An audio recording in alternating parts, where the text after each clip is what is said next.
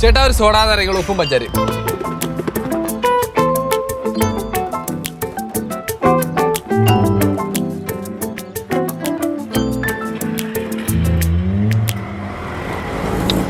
കുറച്ച് കുറവാണ്.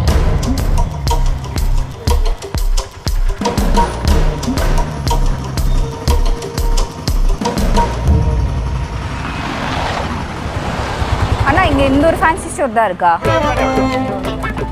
சரி, எவ்வளோ ஆச்சு?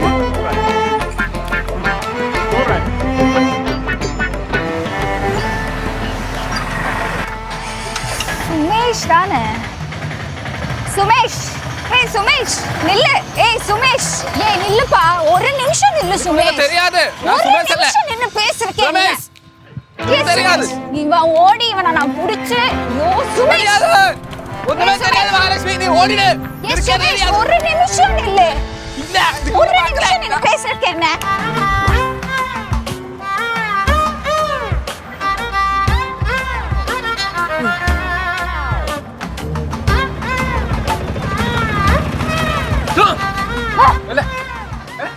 என்ன சுமேஷ், எதுக்கு இப்ப நீ இப்படி பயப்படுற? மனுஷனை கொல்லல நீ வந்தே. இல்லப்பா, ஏன் இப்ப தேவையில்லாம பயப்பட்டுட்டு இருக்க?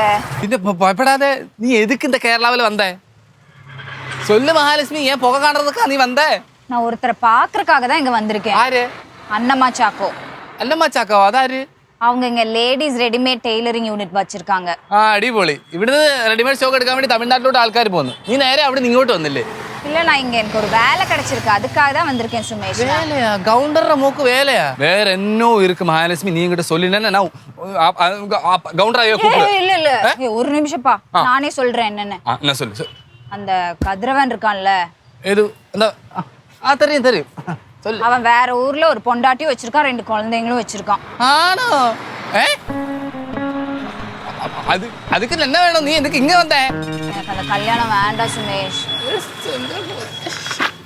எனக்கு ஒரே ஒரு ஹெல்ப் மட்டும் பண்ணுவியா நீ? ஒரே ஒரு ஹெல்ப் மட்டும் ப்ளீஸ். என்ன ஹெல்ப்?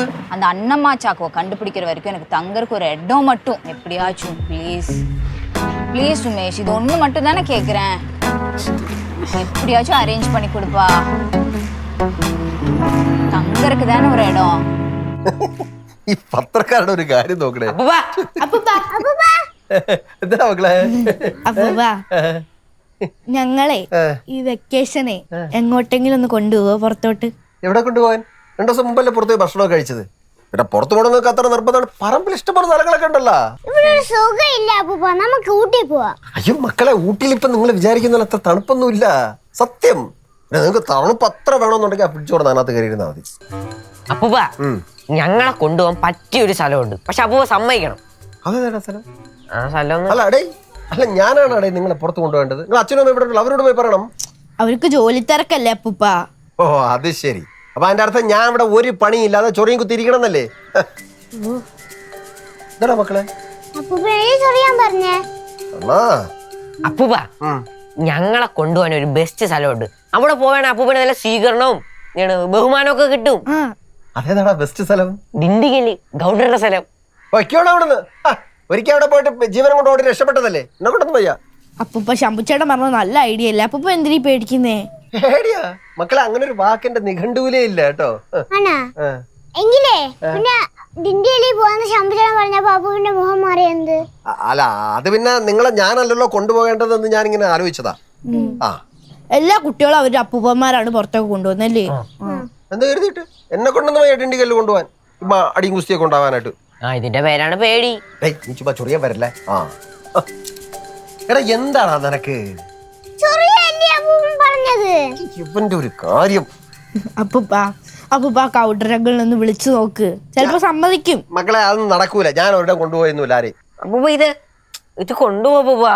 ഇത് വലിയ ശല്യമാണ് മക്കളെ. ഞാൻ നിങ്ങളെ ഒരിടത്ത് കൊണ്ടുപോകാൻ തീരുമാനിച്ചിട്ടില്ല കേട്ടല്ലോ. ആ പത്രം വായിക്കാൻ സമ്മതിക്കും. അപ്പൂപ്പ പ്ലീസ്, ഒരാഴ്ചത്തെ ട്രിപ്പ് എന്നല്ലേ നമ്മള് പറഞ്ഞോളൂ. പുറത്തെങ്കിലും ഒന്ന് കൊണ്ടുപോയാൽ മതിയായിരുന്നു.